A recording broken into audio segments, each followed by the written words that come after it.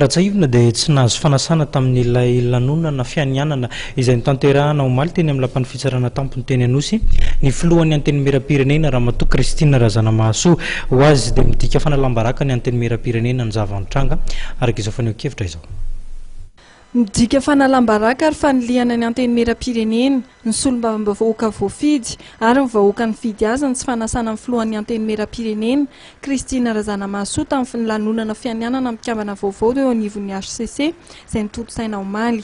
Raha ny fanazavana ny entin'ny solombavambahoaka vao ambady finandrahana dia ny maraina teo tamin'ny valora sasany vao tonga teo anivon'ny anteny mera-pirenena ny fanasana izay tsokiridiny fa saritsary-panasana ihany. Fanahiniana tsy nampidirina ao anisan'ny olona lehibe nantom-panjakana ho nasana ny tenako ary tsy nisy mihitsy koa ny fanasana tonga androany maraina anefa dia ao anatin'izany fanasana zany saritsary-panasana no andraisako azy satria raha milaza izy fa eo ambany fiahina Andriamatoa Filohan'ny Repoblika, eo ambany fiahin'ny Premier Ministre, eo ambany fiahin'ny mpikambana ny ao amin'ny gouvernement, eo ambany fiahiny ireo solotena ny anteny mera-pirenena. Mahagaga izany zany hoe efa ny HCC zay nandefa ny fanasana aza zany dia efa milaza fa tsy misy filoha ato, misy filoha nandrom-panjakana ato tompoko ary na inona ambara fa hoe misy fitoriana napetraka tsy nampidirin'ny PMP ary tsy mampiato ny fifidianana zay efa natao zany,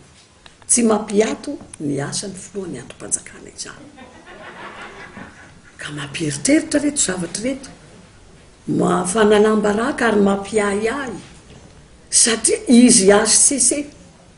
haute cour constitutionnelle zay vatana ny fitarainan'ny PMP no efa manilikilika sy manavakavaka zahady.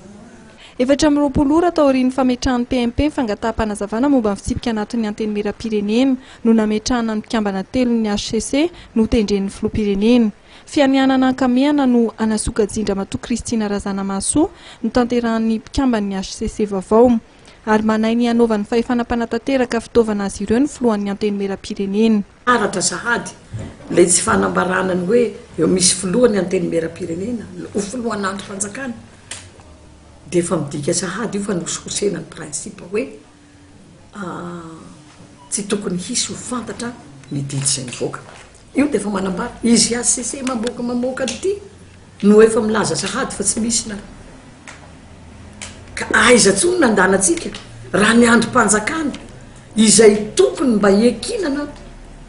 amin'ny fanajana ny lalam-panorenana no efa manambara sahady ny heviny ohatrany mandray baiko izy zany. Manay ny sina krizy eo amin'ny androm-panjakana mijoro amin'izao fotoan'izao ihany koa Ramatoa Kristina Razanamahasoa. Raha tsy mitandrina ny manana ny tompona andraikitra amin'ny androm-panjakana rehetra, raha tsy mitandrina fa milalao mianatra manitsakitsaka ny lalàna na ny lalam-panorenana dia mampanahy mafy zany fa mila fitandremana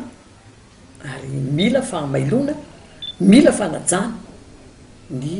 lalam-panorenana reheto dia mbola manamafy fa na inona taratasy alefany amin'ny haute cour constitutionnelle na any amin'ny conseil d'état tsy mampiato mihitsy ny hoe misy birao maharitra ato. Andrasana araka izany ny valiteny entin'ny HCC momba ny fangatan'ny PMP fanazavana momba ny fitsipika anatin'ny anteny mera-pirenena. Andrasana ihany koa raha ho tojo amin'ny tanjony ny PMP ary isan'ny famerenana amin'ny fifidianana amin'ny birao maharitra ny anteny mera-pirenena na tsy.